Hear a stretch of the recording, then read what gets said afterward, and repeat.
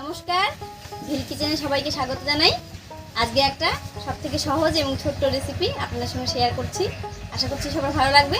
আপনারা প্রথম থেকে শেষ পর্যন্ত সঙ্গে থাকুন। আজকে আমাদের রেসিপি সরু চাকলি পিঠা। তো চলুন রেসিপিটা শুরু করি। প্রথমে একটা আমি কলার ডাঁটা কেটে নিচ্ছি।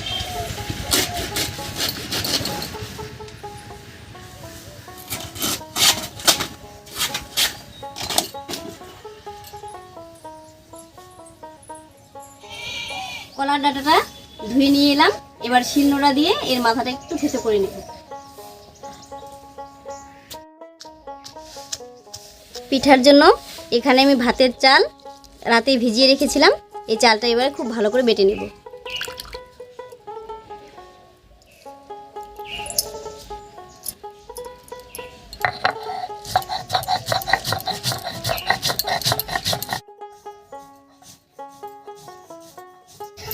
এই ভাতের চালটা ভেজানোর আগে যত ভালো করে ধুয়ে নেওয়া যাবে পিঠাটা কিন্তু তত সাদা হবে।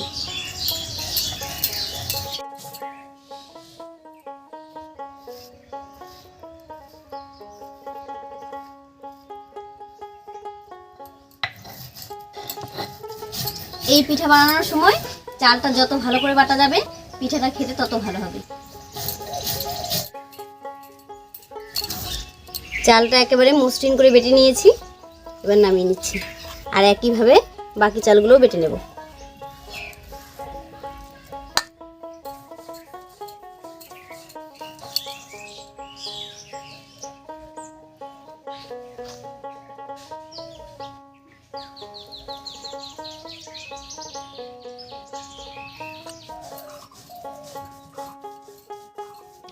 চালটা বাটতে একটু সময় লাগলো, তবে পিঠাটা কিন্তু খুব অল্প সময়েই হয়ে যাবে।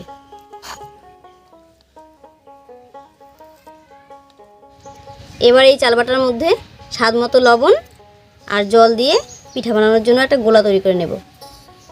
অল্প অল্প করে জল দিয়ে একটা পাতলা ব্যাটার বানিয়ে নেব।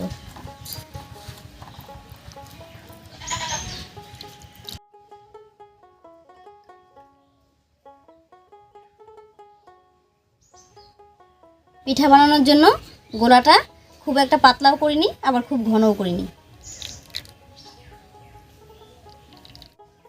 পিঠার গোলাটা রেডি করে নিয়েছি। এবার উনুনটা জ্বালিয়ে দিই।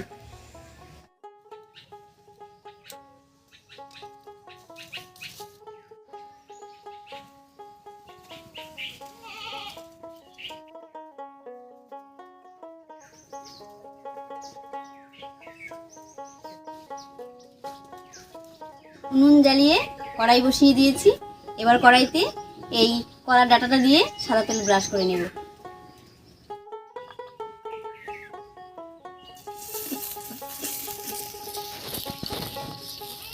এখান থেকে অল্প করে ব্যাটার নিয়ে কড়াইতে দেব।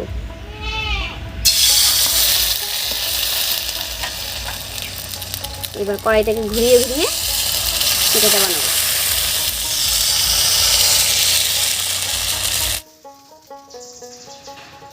এবারে কয়েক সেকেন্ডের জন্য ঢাকা দিয়ে দেব। 8-10 সেকেন্ড মতো রাখার পর একটা শব্দ হচ্ছে। এবারে ঢাকাটা তুলে নেব।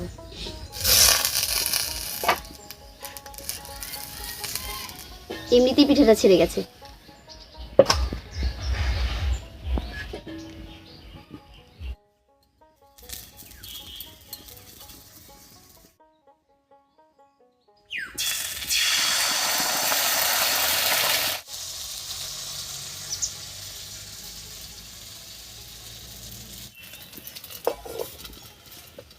পিঠা ভাজার আগে কড়াইটা খুব ভালো করে গরম করে নিয়েছিলাম, তাই পিঠাগুলো দেখুন একাই ছেড়ে যাচ্ছে কড়াই থেকে, তুলতে আর অসুবিধা হচ্ছে না।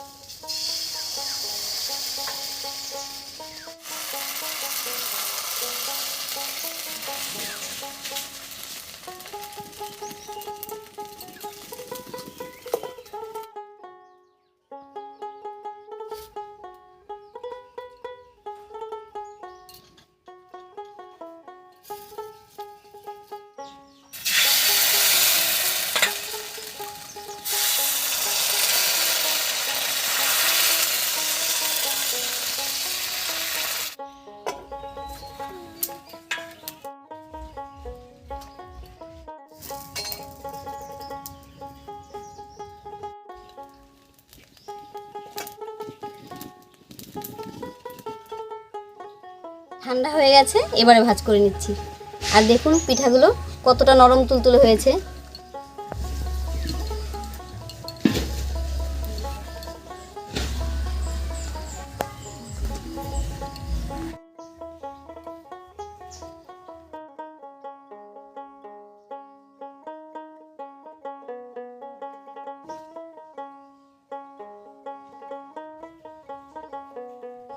সরু চাকলি পিঠা একদম রেডি হয়ে গেছে। এবার নলেন গুড়ের সঙ্গে বা পায়েসের সঙ্গে খেতে কিন্তু দারুণ লাগবে।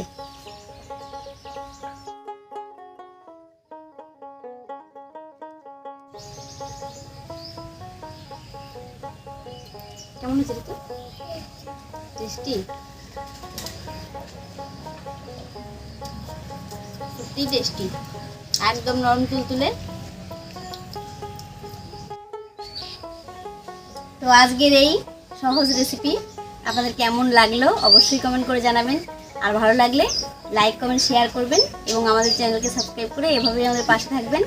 আজ এই পর্যন্তই, আবার কাল দেখা হচ্ছে নতুন কোনো রেসিপি নিয়ে।